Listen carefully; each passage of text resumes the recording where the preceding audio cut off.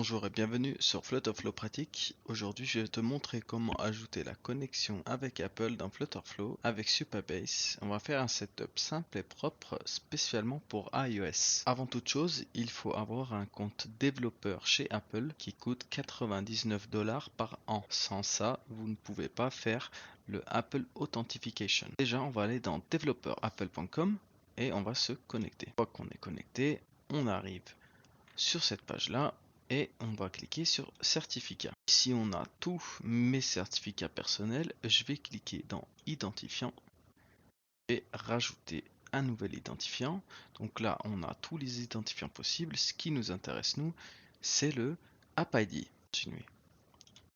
Application.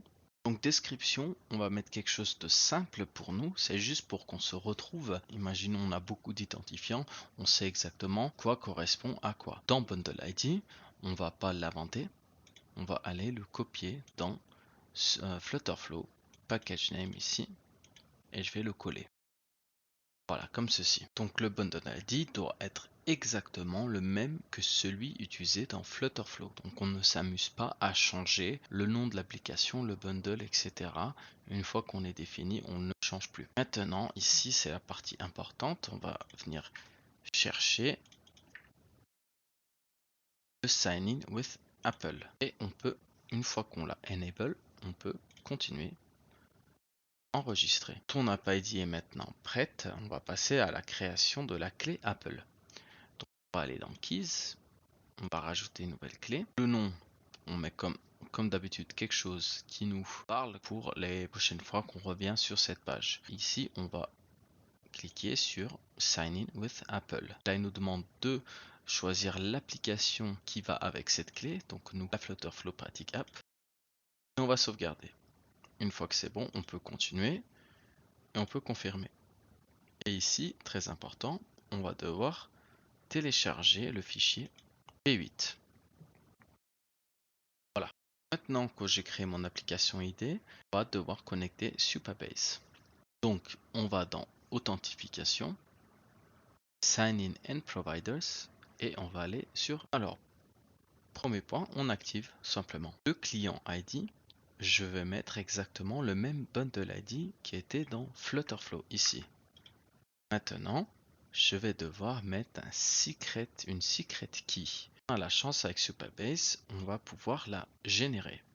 Donc si on clique sur Learn More et qu'on scrolle tout en bas, on a un petit outil ici qui va nous servir. Alors déjà, le Account ID, c'est votre ID de chez Apple. Donc quand vous avez un compte développeur, vous avez une idée de compte définie. Donc elle est ici en haut à droite. Je vais flouter mon compte et je viendrai la coller ici dans le premier text field ici. Le service ID, je vais remettre le même package de Flutterflow. Key ID, générer la clé, elle est ici. Donc je vais venir copier ça. Je vais le mettre ici. Et là, choisir un fichier, je vais mettre le fichier P8 qu'on vient de télécharger. Une fois que tous les champs sont entrés, on peut générer notre secret key. Voilà, donc on va la reveal et je vais la copier. Une fois qu'on a copié ça, on peut retourner dans Supabase, la coller ici. Allow users without any mail, on va tout le temps quasiment le laisser désactiver. Une fois que c'est fait, on peut sauvegarder. Voilà, côté Supabase et Apple, on est bon. On va retourner dans Flutterflow, on va aller dans Authentification et on va activer le Apple. Une fois que c'est activé, on peut maintenant aller dans notre bouton Apple, chercher notre login Apple et ensuite je peux pouvoir rajouter action qui va créer mon compte dans ma table utilisateur ID. Donc vu qu'on est connecté, on peut directement définir les champs avec l'authenticated user, donc user ID, la date de création, l'on peut mettre un rôle par défaut et le nom, etc. Comme j'ai déjà expliqué, on peut mettre un flow pour faire une inscription complète. Là, on va juste laisser test. Alors, comme Google, on ne peut pas tester ça avec notre run mode ou test mode de Flutterflow. Je vais aller tester ça sur un simulateur d'iPhone.